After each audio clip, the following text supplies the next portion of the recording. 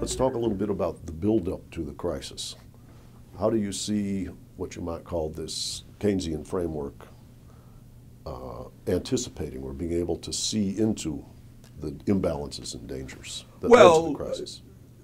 You could see into the imbalances and dangers. I mean, after all, economics, if you like, is historical science, and economists are much better saying what happened in the past than talking about what's going to happen in the future.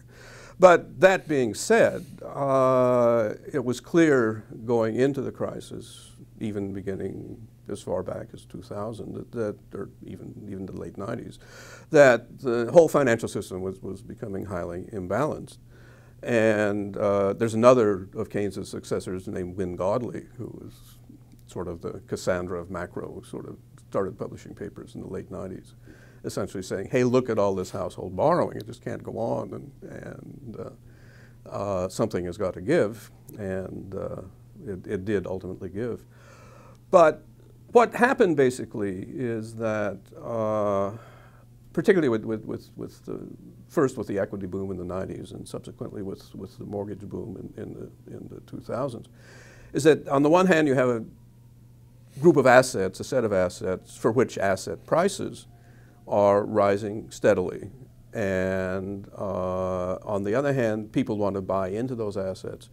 And the way to do that is to essentially run up leverage, run up debt, which they then use to buy more asset prices go up further.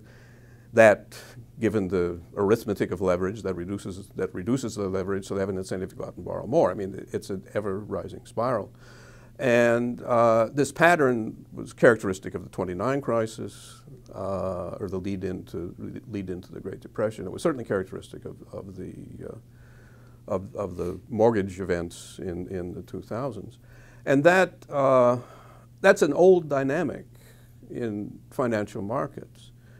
And people like Kindleberger and Minsky, more Kindleberger than Minsky, I would say, really wrote about that. And the evidence was on the table, but people just chose not to look at it.